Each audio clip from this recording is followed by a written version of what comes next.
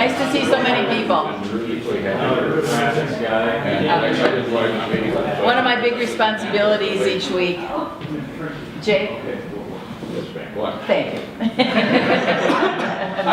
you know a principal voice when you hear it, don't you? Yeah. Back in the corner. Yeah, way back in the day.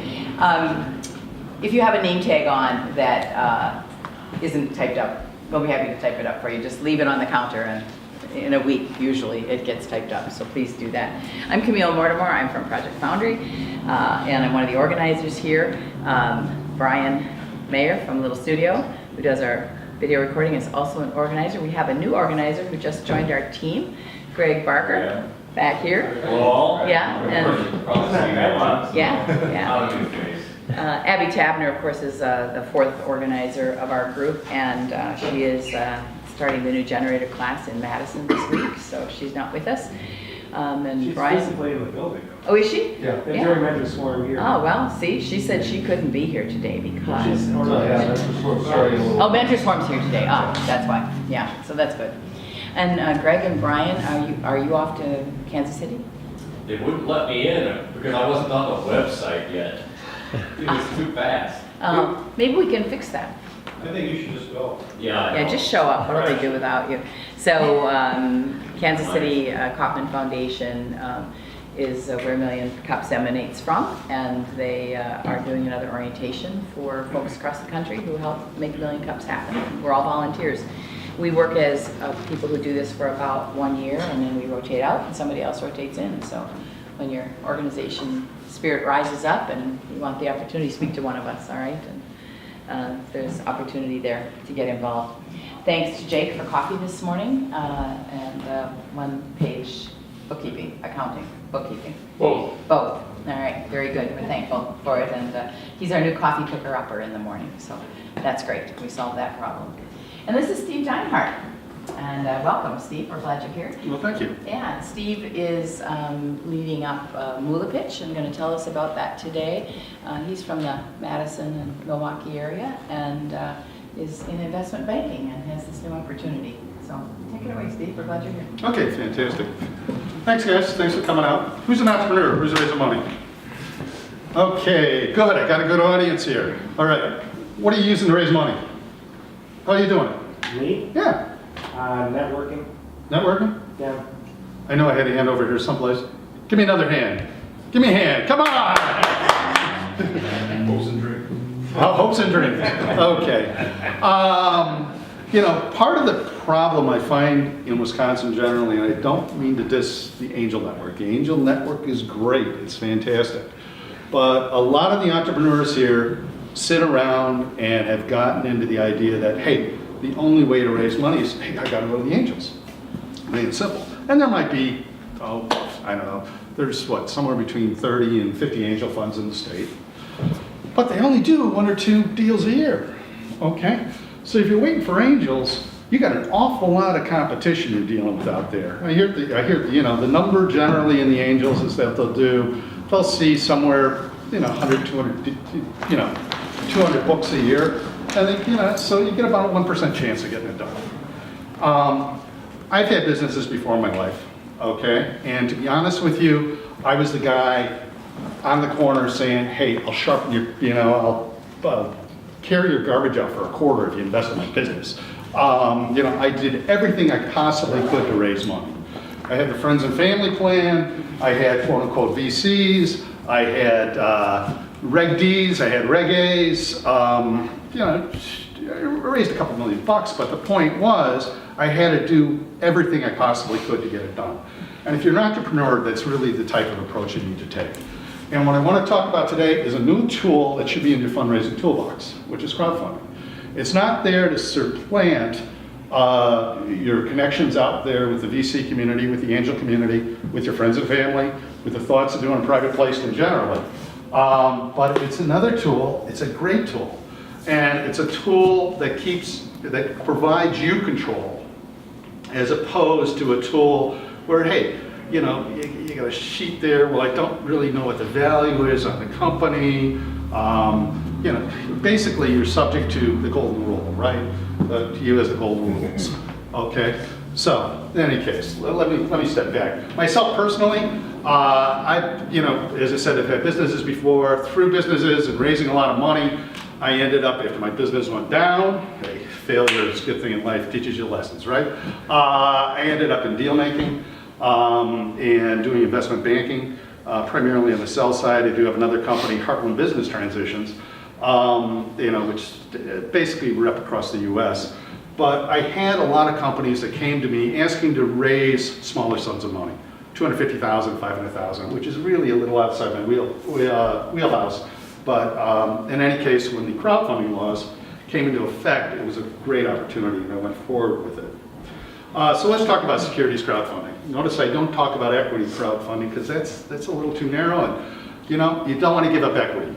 Giving up equity is like equity, they don't make any more of it, right? It's like lakefront property, okay? It's fixed. You want to hold on to your equity as long as you can in life. So what is it? Basically, securities crowdfunding is a small size public securities offering. Securities, it could be debt, it could be a pure debt instrument, senior debt, subordinated debt, it could be convertible notes, it could be equity, LP, stocks, whatever, partnership interest, so a variety of things. Why now? It came in part because of the success of Kickstarter. We had a number of laws, security laws, that were put into effect by the SEC that restricted the ability of people to go out and raise money. Kickstarter was extremely successful. They came out there, I mean, I think they've seen, they just passed 100,000 projects that they've gone and funded. These days, if you're going to do a music album in particular or a game, you're almost always going through Kickstarter or Indiegogo or something similar. If you're going to do a manufactured product, these days they expect you to do that first, basically to pre-sell that product before you get into the VC market. But Kickstarter was successful. And people went and said, well, hey, if people can raise money just and get, through donations, why can't they go out and sell securities? Okay, so they came forward with the Jobs Act of 2012, which had a number of titles and really loosened the restrictions on securities fundraising significantly. Number one, they allowed for solicitation and general advertising for Reg D offerings, that is to accredited investors, as long as you only do accredited investors. More recently, we got into Title III of them, which is a little too much to go into, but the point was the generalized securities crowdfunding laws, which will actually take place in May of this, or will actually come into effect in May of this year. Those are national crowdfunding laws. So, how's it work? Basically, with any type of crowdfunding, a qualified company is allowed to go and sell securities to the public as long as it's done through a qualified portal. And the reason, I put in these qualifieds, what happened was when the Jobs Act came through, it was very slow to be implemented. The SEC did not like the Jobs Act. Okay, passed in 2012, we're looking at it coming into effect 4 years later in 2016. So in the meantime, a bunch of states went and said, hey, why can't we do this on a state level? Because states have an exemption for interstate securities, stuff that's just sold to people that are in the state by companies that are in the state, that are considered state-based. So we've ended up with a number of states, Wisconsin, Illinois, Indiana. Illinois is actually just taking effect. Actually, it's supposed to be in effect now, but they still haven't put out the regs.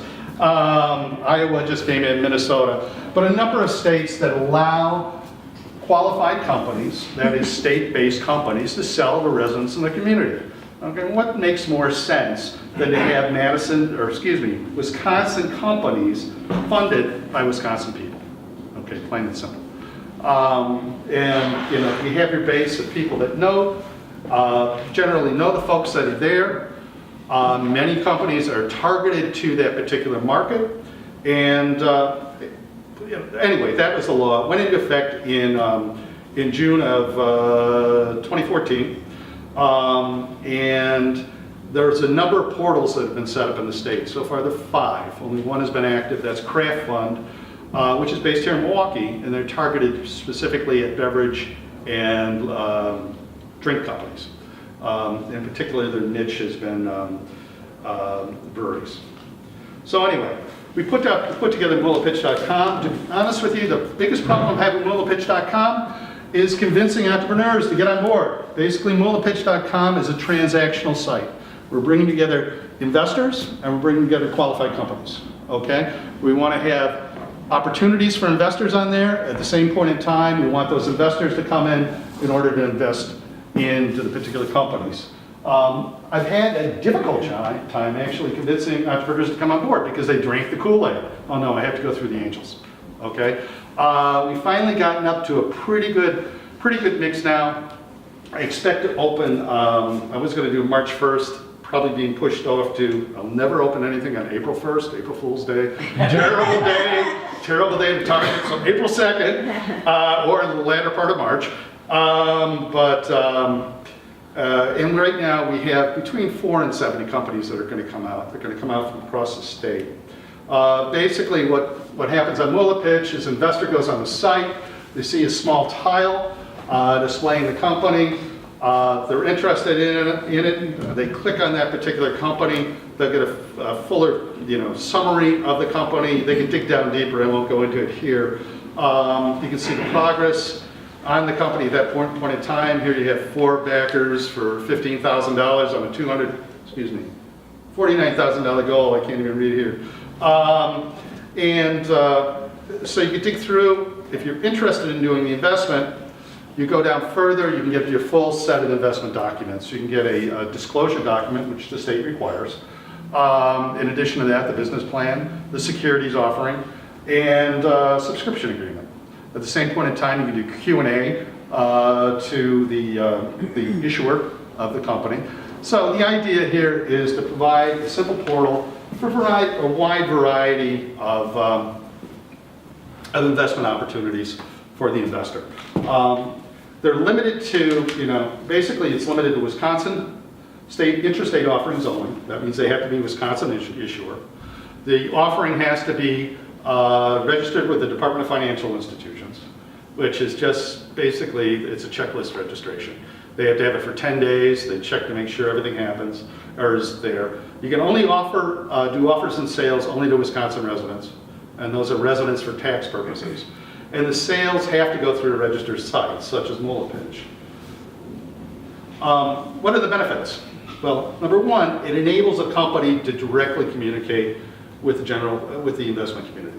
Okay, it's not a question of, hey, I got my uncle's brother's son, or my aunt's sister. That'd be my mother, right? But the point is that you have a broadcast out to the general investment community, which is important. It's important for 2 reasons. Number one, it breaks your it expands your investment network that's out there. It's not a question of just the folks you know. It's not a question of simply your Facebook friends or whatever the case is. So you have a number of companies coming together, each bringing their own investment communities. What it does is it focuses this attention. It basically cross-pollinates between the communities, so that an investor may be on there and he says, "Hey, I got $5,000. Hey, I'd love to go and invest in that biotech, but I don't want to risk all my money in that biotech. But if I do that and I put a little in on that brewery, and then hey, there's that radio producer out there that has a syndication opportunity out there," basically allows a small investor to run a little portfolio for themselves. Because bottom line, these are all risky investments. We all know it. Plain and simple. We're out there, we're working hard, but the potential of a success, despite the fact what we feel, statistically, is certainly less than 50%. So you really need to go out there and diversify the portfolio. Do the people that invest, do those have to be accredited investors? There are, well, I was going to get to that, but let's talk about it. There's major Wisconsin advantages. Number one, you have the accrediteds, and then you have in Wisconsin what's known as a certified investor. Certified investor is a lot lower threshold than a accredited investor. If a couple's making $150,000 a year, they're a certified investor. If an individual is making $100,000 a year, they're a certified investor. Okay, none of those count against the limits of what can be raised through crowdfunding. through the Wisconsin crowdfunding laws, you can raise $1 million without audited financials, $2 million with, okay, from investors who are neither certified nor accredited. So potentially, you could go and raise $2 million here. You can take $1 million from the regular investor, street investor, okay, and another $1 million from accredited and certified. So no, the whole point of this is not to simply be accredited. There are some dedicated accredited portals, such as AngelList or EquityNet. There's a bunch in real estate. Pure Realty, Mogul, excuse me, Mogul. But you don't have to just be an accredited investor, and that's one of the great things about it. It's a relatively low-cost offering. What I go and promote is people to use what is known as a revenue participation note. Okay? A revenue participation note is a note where the payment streams to your investors is tied to your revenue. Basically, it's a royalty stream. 5% of what you bring in on the top line is put off to pay off your investors. Now, the benefit of that is pretty great, okay? Number one, you don't have the cash flow pressures on it. You got 3 months, 6 months, 9 months, a year until you get out there. Well, shoot, you don't have to pay those people until you start generating that revenue, okay? Number two, you don't have to worry about valuations on your company, and the investor doesn't either, okay? It's strictly a question of, hey, can you generate enough revenue to pay off the debt that's out there? Number three, it creates an investor-owner team because everybody's sitting there pitching to go and increase that top line. You want that revenue to be flowing through. So that is what I really have been pushing most of my folks to do. And the other reason is, it makes it easy for investors. Investors come on, they know what they're going to get. They're going to get a revenue participation note. I don't have to worry about a convertible over here, an LP interest over here, a LLC membership, equity. It's the KISS principle. Keep it simple, stupid, right? And the whole point here is to make it easier for the investor as well as for the entrepreneur. Jake? I like that idea very much, but how are you're saying 5% of sales or 10? I mean, how do you break down, somebody puts in 1,000 or 5,000 or 10,000, and how do they participate in that 5%? Well, it depends how much you sold. Do they get a percentage of that 5%? Yeah, they would get, say if you raise $50,000 and somebody put in 5,000, they get 10% of the 5%. Okay, and then it's capped. It's capped at 1.5 times what the initial investment is, okay, or 7 years. So there's a 7-year maturity. It isn't no, it's a dead instrument, okay? But, one of the major objections I always get is with crowdfunding, the VCs will get upset because like equity cap table is going to be all screwed up. You're not touching your equity cap table. That's all on your debt side. You get VC money in there, and at that point in time, you retire those note holders, you pay them off. That's it. It's very simple, very easy. And it's an unsecured note. You can do it either way. You don't have to do it secured. I wouldn't do it secured. Yeah, I'd have it subordinated and unsecured. Exactly. Now, what are you going to end up paying on it? If you end up paying off at a 3-4 year window, it's going to end up being about 15% money. Okay, cheap money, right? If you don't pay the investor a dime until 7 years out there, they're going to end up with a 5 to 7% rate of return, more than they get from the passbook savings. Okay, so it's in between there. Are they getting the home runs that they get with an equity play? No, but at the same point in time, they have an immediate liquidity. As soon as you start selling, they're receiving money back in, which is big. Okay, and at the same point in time, they don't have to worry about when you're going to exit. If I put $100 in Lakefront Brewery back 20 years ago, I'd still be locked in. I don't know what my dividends would be or wouldn't be. Okay, I know that Goose Island didn't make money for 20 years. So the point is that you're going to have some immediate liquidity floating through. You don't have to worry if somebody goes and sells. you can go forward. What do crowdfunding costs? Okay, number one, it is a public offer. You're making a public securities offer. You gotta be public about what you're doing. You have to disclose. You know, if people want to go and hide stuff, forget it. You can't do it. There's a legal cost. You know, most entrepreneurs I know, or a lot of entrepreneurs I know, have some friend who's a lawyer who's doing it cheap with the idea that they're going to get something on the backside. Okay, but if you don't, it's going to cost you somewhere between, depending on what your legal papers are, it might be as little as $5,000. It could be as much as $15,000, $20,000. There's an escrow cost. You have to go and put all monies raised into a third-party escrow bank. Okay? Right now, I know of 2 escrow banks in the state of Wisconsin.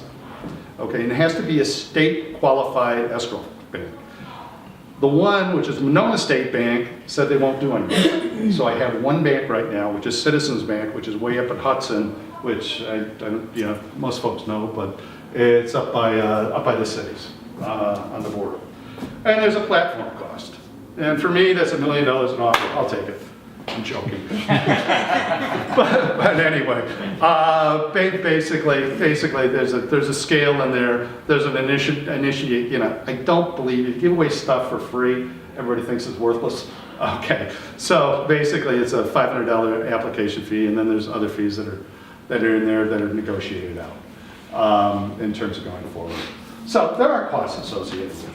Steve, can you explain the legal costs a little bit more, a little bit more detail on the legal costs? The legal cost, you know, it depends. What you have to do is the disclosure, you know, what's going to happen with the legal cost?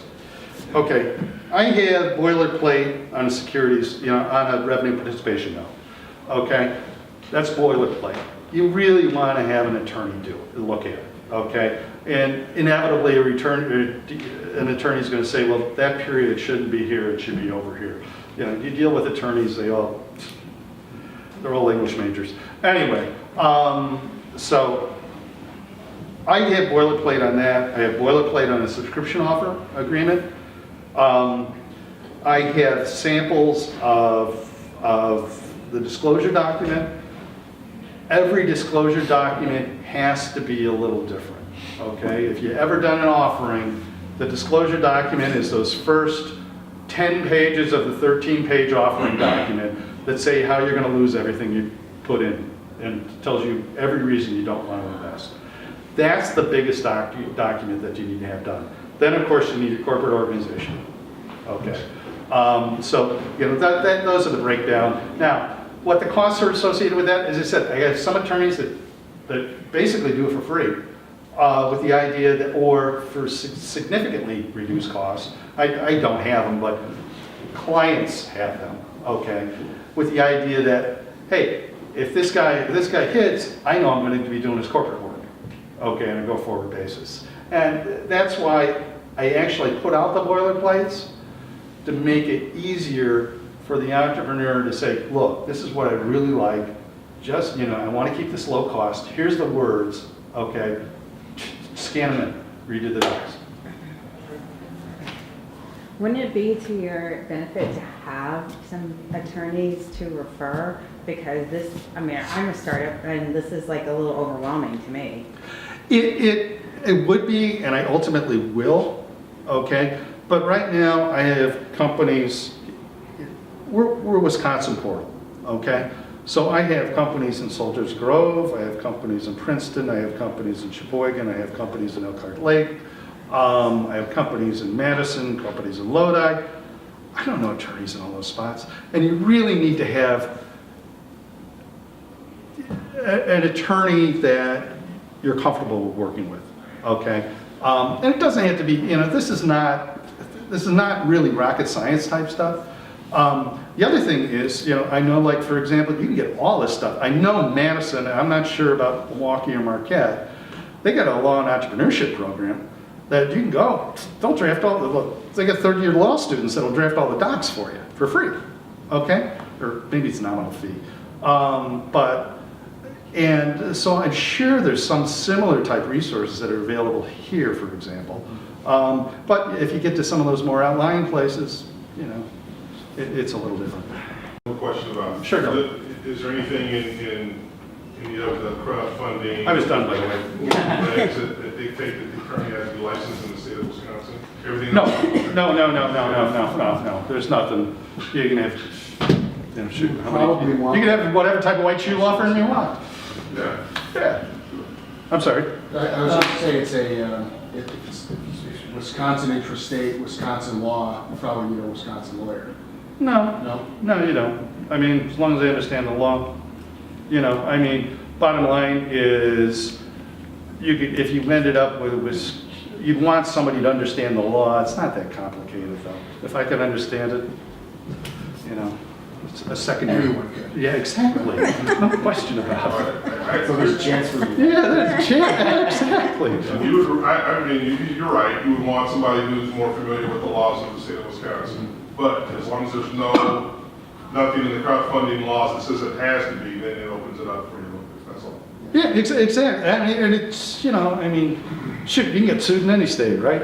So, and the point being, though, it's different if the lawyer says, well, if you get sued there, I can't defend you there because I'm not, a member of the Wisconsin bar, but hey, no, I shouldn't say nobody's gonna get sued. I did not say that. I'm not a lawyer, I'm not an accountant, so. You're building a marketplace, so what are you doing in order, you can't just build it and they'll come. What are you doing to get both sides of this marketplace? Well, the first thing, in part, is going out and doing this stuff, okay, from the entrepreneur side. When we get over to the other side, what we're going to be doing is, once we get out launching, we're going to be doing an ad program. We'll be doing it through primarily, press releases going out for what that's worth. And you have to remember that most of my investors will skew older, okay? So, from that perspective, papers are still good. Okay, and by the same token is WPR, the public radio networks, etc., and just going out and doing that. And then the third thing is sending out press releases and the like to the investment clubs around the state. What do you have in place right now? I mean, how many investors do you have, is this in play? This isn't up yet. Oh, okay. No, this is not up yet. And it's, the point here is, for example, I have one company that's coming on board. They got a mailing list of 7,000 to 10,000. Okay? They're all going to get a release on that. All right? And it's, I got some folks that have strong social networks, some that don't. Okay? And somebody could say, well, hey, you're mining my network here to come on board. Yeah, no, because what you're doing is, by sharing that network, you're sharing a plethora of opportunities for your investors out there, and your investors are not going to just invest in you. They're going to be investing in a lot of things. And having that come together is important. But, bottom line, and it's going to take a little building. I expect the first set of offers will take, longer than a set of offers a year from now. Do you think that this is going to build out with the certified people as opposed to the accredited? The reason why I ask that question is most of the accredited people tend to go in these groups where there's like an angel group. Right, the angel groups, right. Which is there's a gatekeeper someplace, Right. and they don't act independently frequently. Is this to try to get other people who will make independent decisions, or? Well, I don't think, by definition, most of the accredited people tend to be business people or inherited money, right? Mm-hmm. And they're fairly independent people. Yeah, they're investing with a group, but by the same token, actually putting it out there and having it in front and having investors come in, some of these deals will actually end up being taken offline before they're fully funded. And the reason is, some accredited or some investor group is going to go and say, I like that deal, I'll take the whole thing. So before we even close an escrow on it, it's going to go out. It's an advertising forum too. But anyway, bottom line is, I expect to have, a company I sold up in Central Sands, a potato processor, surprise. The chair of the board he's got 30 K1s he deals with every year. He's probably motored up to more than that. He invests all over the place. He's part of a venture group, he's a part of the angel groups, he invests privately. It's all over the place. So I don't I'm not gonna pre-guess. It's like, that's like me trying to guess who I'm gonna sell a company to. I don't do that. All I do is, I'm an economist by training, and what I go out there to do is create a market. And who comes to that market? The biggest thing is to have information out there to tell them the market exists. And with that information, you'll bring people in. What's the minimum investment for a certified investor to make? But the minimum investment here could be anything. And I go and suggest what people could do. Somebody could list and say, well, I want to make my minimum $1. That's fine, you could do it, okay? But what I'm suggesting to most people that post is a minimum investment of either $500 or $1,000. And the reason is, you got somebody in for $500,000, it's a marginal cost because you're going to, basically automate it, but you're going to have to pay, put out quarterly payments to these people or whatever, and it costs a little money. It costs you a stamp anyway, right? So you do want to bring it up. So just based on that, so these then all become separate balance sheet entries versus just one for MoolaPitch. So you're not handling any distribution. You're just the connecting piece. Yeah, I'm strictly a transactional platform. I shouldn't say that. We will go and provide some post-investment investor relations. Okay. For example, you need to provide quarterly reports to your investors under the law. Anything that's crowdfunded. Okay. So we do have a platform that's associated with that, so you can go and communicate with your investors at that point in time, which could be built out to a full website if you don't have it. If you want, that's if you don't want to put an IR site on your own website that you have out there. But you're required to either have quarterly investment updates either through the portal or you have to do it individually. You also need an accountant because you have to fulfill when you do distribute that obligation. If you're raising these amounts of money, what are these amounts of money with their 50,000 outside or whatever? People right now I have raising a low of 50. There's a min-max on here. Okay, you got to raise your minimum. If you don't raise your minimum, you have to go back to all the people that put money in and say, do you want to stay in here? I wanted to raise 50, I only got 40, are you willing to stay in? Generally, what we've seen so far is most people will stay in. Okay, so there's a minimum. I'm talking about the experience here with Craft Fund. There's a maximum too, okay? So anyway, my min-max is run from that I have now, and this is defined by the issuer, are 50, 100,000, and then my upper end right now has been 250, 500. So if you're you need to have an accountant. If you're raising outside money, you got to have an accountant. Okay, it may only be for quarterly statements, but you have an obligation to these investors. Since this is just available to Wisconsin residents to invest, are there any state tax advantages that can Not with the revenue participation notes. Okay, if you went and did the, at least so far, okay, as it stands right now, if you're an accredited, a WDFI or no, a QNBV? Yeah, there you go. Thank you, sir. If you're a qualified venture company with the state, the benefits will flow through. But that's for equity investment. And I haven't gotten over there. I haven't talked to them about doing the revenue participation notes. I have talked to them about doing pure equity. And they said, yeah, fine, that'll come through. Okay. So we're talking about the accounting and the maintenance cost. After the initial setup, offering, what do you anticipate in that 7-year cycle, the annual maintenance cost for the accounting? I really can't say that. What's normally an accountant run? I mean, sky's the limit, but minimum, 500,000 a year. Yeah. Here we go. What's that? Jake will do There you go, it. Jake will do it. Like 10 to 15 a year sounds. Jake can have the program put together on this, and They haven't,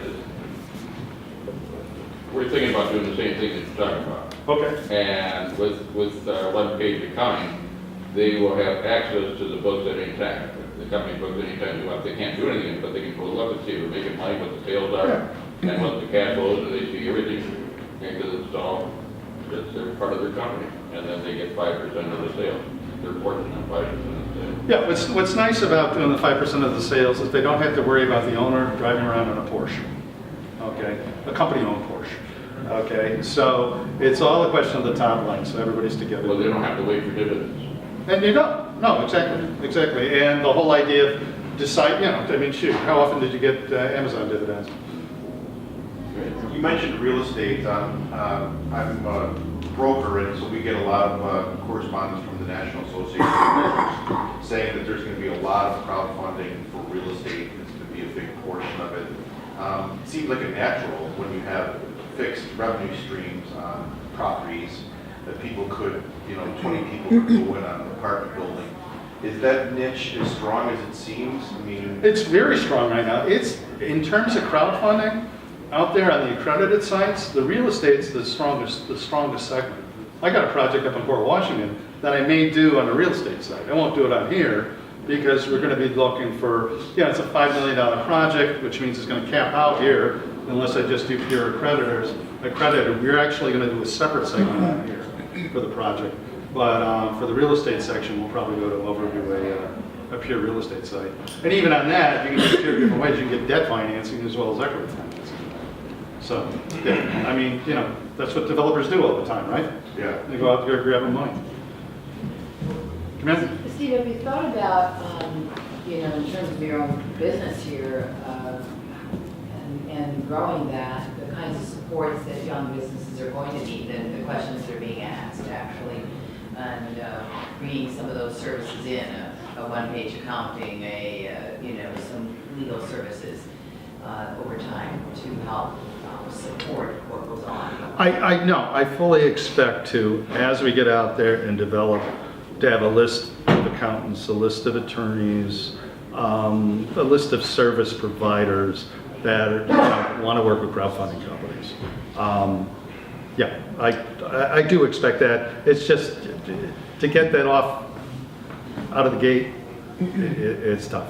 You may be able to partner with the generator or incubator groups within universities, right? Because they often already have in-house. Right. My neighbor's an attorney for Marquette's entrepreneur group. So some of that might be in-house partnership. Right, no, exactly. And the other thing is, I did a presentation for Wisconsin Investor Network, and I had, I won't name the angel group, but he was very adverse to this, very adverse to this. And it was like, whoa, man. I was totally ambushed because I had done another presentation down with some of the heads of Techstars down in Chicago. And he says, this is great because, hey, if, we feel we enter in with investing in a company, we want to get other money in, rather than getting out of a VC firm, we can go and do one of these. So it's interesting. Some of the angel groups are comfortable with this, very comfortable with it, and others they just say, hey, you're goring my ox, man. So yeah, People who think they're fake. yeah, I know. This guy, you I were can there? imagine who it is, probably. Oh man. Anyway, the arrogance that was there was unbelievable. Yeah. Oh, somebody. Anybody. Okay, so besides the entrepreneurs pool of connectors that they're gonna let know about, investing in their companies. Right. What are you doing? We're doing actual marketing out there. Okay. Of the so site. In what form? What form? Direct mails out to the investor community, press releases out to the general press. We're doing ads on the radio. Now I can't go. Sorry.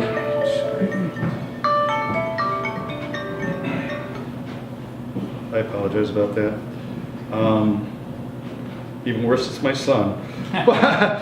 But anyway, yeah, we're going to go going out there and doing direct marketing. Okay, so my second part to that is apparently you have some apprehension from the investment community, so I'm assuming that a lot of these investors would be like local people investing in the companies. As opposed to It depends on the company. Okay, some companies are extremely local. We'll take a brewery. Okay, I was talking with a brewery out in La Crosse area. Okay, I would expect that the bulk of their investors will be local. Okay. On the other hand, a lot of people these days want to hook up a brewery. Okay, and nobody goes and just distributes in La Crosse. They distribute across the state. And there's always a sense of pride. You can go to the store and say, hey, you want to buy my beer? Okay, and you can pull it up there, and I own part of this. Okay, so that's a consumer product. On the other hand, I have a biotech company that's, I had to tell them to simplify the book he had on it because it was, you need to be a graduate student in biology to understand what was going on. But the bottom line was, hey, it's a pretty good marker. They got it's a cancer marker assay test that they're selling or system they're selling.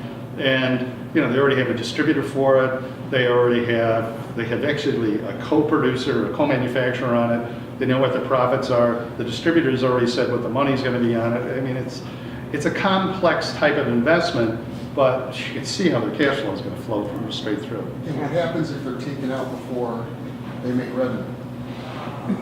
What happens if they're bought out? Then you have to pay out the note. No, it's paid as net. They get the 1.5 half. And the maximum return on that note is going to be 50%. It'll be about 15, 20%. 50. No, 15, 20%. Actually, if it was taken out right away, it'd be higher. It depends on how long your investment in there, the IRR. If you have an investment that came in today and you get paid out tomorrow, and it's 50% higher, you're pretty close to 50% rate of return on it. So if you take it out before revenue's actually made, the quicker it is, the higher your return would be. Paul? Steve, you mentioned escrow banks. Yes. Thin. What's that future look like for that? I think once it gets out, part of the problem has been that the offerings so far have not been real strong, so the escrow banks have not seen monies that have flowed through them. I think once you have enough money, okay, to compensate for their expenses, I think once you have a good bulk coming through, to be honest with you, having most of these companies that I'm repping, or will be repping, or that will be on the site, I'm not repping, flow through one bank, means that they're going to realize a lot higher set of returns on that. Bill? The SEC was put into place because of the excesses of the 20s, and where widows and orphans were being exploited. This is not to widows and orphans because certified people in theory should have some sense about them. But is there, do you worry at all about as this starts to open up that there will be some disaster stories that cause, great upheaval? Like Tyco? Exactly. On a smaller scale. Yeah. Well, I'm just saying, that you got corporate shams out there all the time. Is there going to be a problem? There's a problem with everything. Will something arise? Sure. I guarantee you there will be a fraud problem out there someplace at some point. Okay. Bottom line is the SEC rules right now are just barriers to entry for the bulk of us out there, because prohibits us from playing in the sandbox out there. You can't be a 1%. You can't be a 1%. No, you can't be a 1%er. Exactly. You got anyway. You had that guy there at the WIN meeting talking about smart money and dumb money. We're all dumb money guys. I hate to tell you this. If you're not a big accredited investor, that's the only smart money there is out there. I shouldn't say that. That's The true. last question comes from our community, and that's Yes. what can 1 Million Cups do for MoolaPitch to help you be successful? I'd love to talk to people about if they'd like to be on MoolaPitch. I'd love to talk with them a bit. A major advantage of doing MoolaPitch as opposed to Crowdfund is my investment banking background. I do go out, raise money, sell companies. So I have a little different marketing. That's basically marketing, packaging and marketing. And I'd love to talk to you about that. If somebody has ideas, please email me, contact me at MoolaPitch. I got a brochure up here. If you have a business that's doing 5 to 10 to 100 million in revenue, I'd love to sell you. I have my Heartland, and then I have my MoolaPitch card here. So please. And I'd love to talk with you, and I really appreciated this opportunity tonight. Thank you. Thank you. Thank you.